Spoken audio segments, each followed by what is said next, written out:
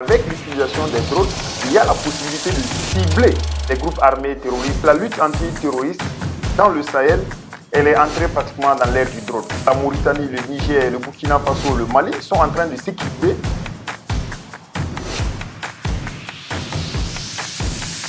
Alors bonjour Monsieur Lébouré Crépin Zanzé, vous êtes expert en communication et sécurité. Merci d'être avec nous pour cette interview au sujet de la sécurité au Burkina Faso et dans la sous-région de l'Afrique de l'Ouest.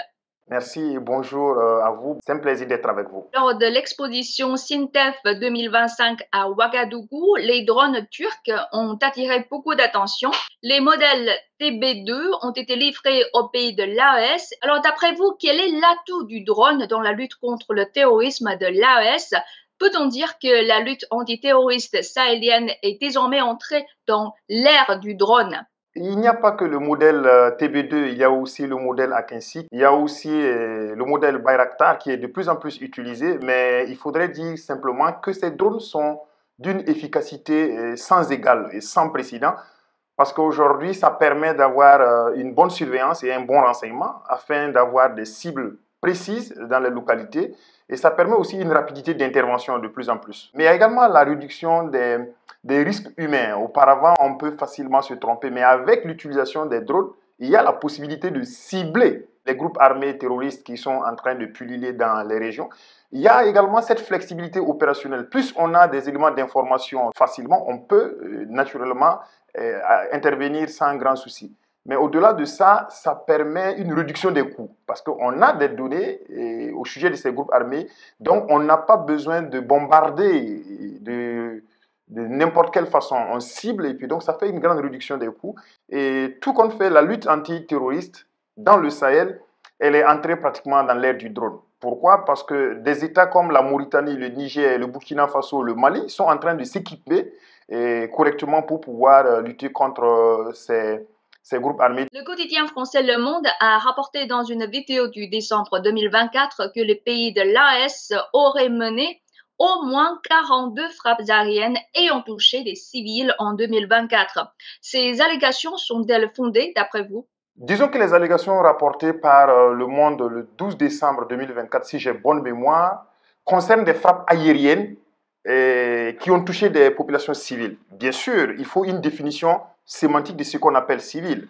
Est-ce que ce sont ces personnes qui n'ont pas d'armes qui sont dans la localité? Est-ce que ce sont les populations civiles qui sont là sans défense? Tout compte fait, il y a des frappes meurtrières effectivement qui sont confirmées, aussi bien par des institutions internationales que même par des sources locales. Disons simplement que c'est dans la dynamique naturelle des opérations de lutte contre le terrorisme parce que les groupes armés terroristes elles-mêmes s'infiltrent entre les populations civiles. Question de pouvoir se dissimuler avec la pression de la guerre qui est là, avec certaines imprécisions, et il est beaucoup plus facile de se retrouver à commettre effectivement des tirs. Mais tout compte fait, ça reste à documenter de façon beaucoup plus précise pour ne pas en arriver à des exagérations de données ou à des extrapolations en termes d'exactions sommaires. Donc, d'après vous, certains terroristes se mêlent délibérément à la population civile, comment dire, pour fuir, pour éviter d'être attaqués, d'être ciblés par les drones, c'est ça, hein? Bien sûr, il n'y a pas que cette cause seulement, mais il y a également le souci de la formation. Voilà. Et très souvent, on peut avoir l'équipement militaire, les drones nécessaires, mais si on n'a pas une formation adéquate pour l'utilisation, on peut facilement passer à côté des cibles. Donc, ça veut dire qu'il y a des problèmes. Il y a aussi le souci de renseignement. Si les renseignements ne sont pas très fiables, ça peut faire en sorte que les populations civiles se retrouvent à être prises pour cibles militaires alors qu'elles ne sont pas.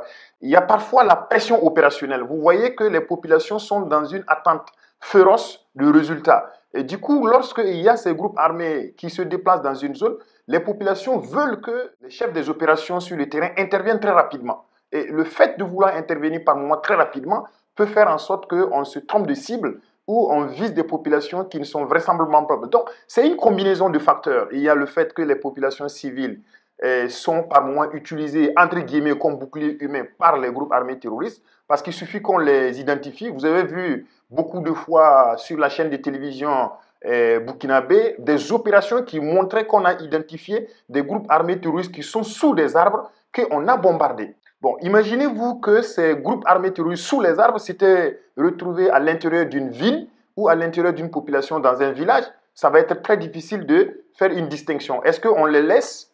Est-ce qu'on frappe? Donc, ça devient très complexe. Et le chef des opérations qui est sur le terrain, qui a connaissance que dans tel cour, il y a au moins une dizaine, une vingtaine, une trentaine de terroristes qui sont rentrés dans la cour, il est pris en sandwich.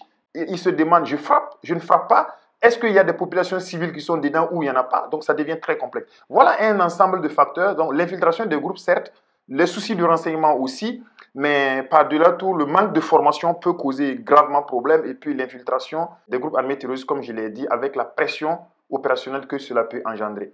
Donc, l'utilisation des populations civiles comme bouclier humain est un facteur très important qu'il ne faut pas négliger dans le cadre de l'appréciation des éventuelles exactions ou des dérives contre les populations civiles. Dans l'épisode suivant, vous découvrirez